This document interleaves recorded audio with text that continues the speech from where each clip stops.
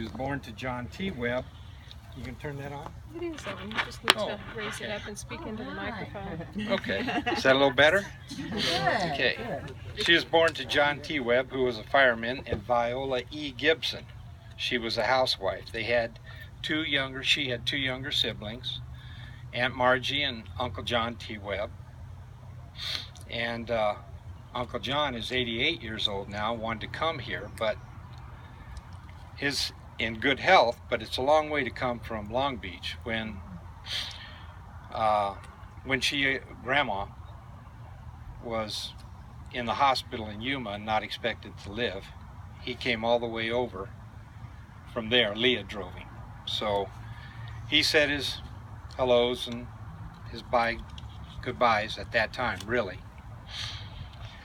Grandma also had 3 children, 7 grandchildren, and 14 great-grandchildren. And from what we've gathered going over and through her things and conversations with her and Uncle John, her childhood was at best a little bit difficult. Their father and mother were not always able to be present and take care of them. And although they lived at times with their grandparents Alice and Ansel Gibson, at times with various relatives of Viola's in Oklahoma City, at one time they were even put into an orphanage.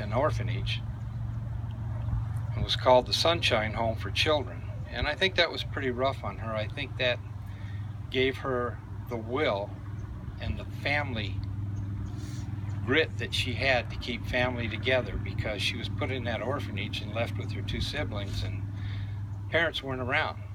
I know Grandma Webb went to work for some of the movie stars as a cook at one time. So at that time it was pretty rough on them. Uncle John came over when she had that trouble in Yuma and expressed to her how faithful she had been to him when they grew up, because he was really her substitute mother. She took care of both Margie and Uncle John, and she was pretty young herself at that time, so you know, it was pretty hard on her. But I think that did give her the grit to be able to keep her family together, because her family never suffered for anything. All the children had what they need to grow up. They had clothes, they had food, they had a ride anywhere they needed to go. She was always there, the first one to have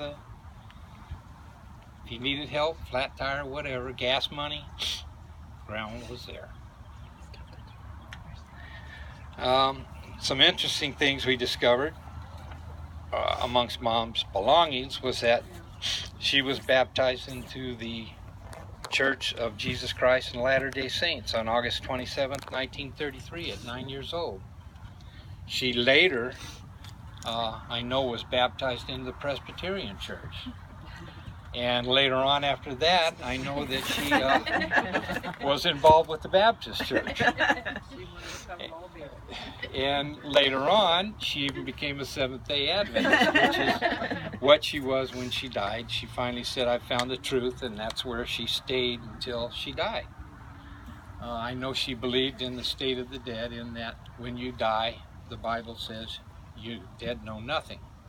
So she believes, like in Genesis, life, God came down and formed man out of the dust of the earth, breathed into him life, and that equaled a life. So she believed death was just the reverse of that. God takes back the spirit, your body goes back to the dust, and the dead know nothing, and that's what she believed in. She also believed in the Sabbath, the 7th day. That's the day she worshiped. She realized that Christ worshiped on the Sabbath, that the Bible never mentions Monday, Tuesday, Wednesday, Thursday, Friday. That's all come down through the Roman Catholic Church through all the years. Constantine said he had the right to change it to Sunday, and he did that because there were warring factions and he wanted to unite everybody, and that's what he did. But she believed in the seventh day, and the Bible speaks of day 1, 2, 3, 4, 5, 6, 7. Never says Monday, Tuesday, Wednesday, Thursday, Friday. Some other incident things was that she attended Classen High School in Oklahoma City, where she was a straight A student and received many awards for being an outstanding student. She graduated in May 29, 1942, and I didn't realize till we went through her things that she was published as a writer.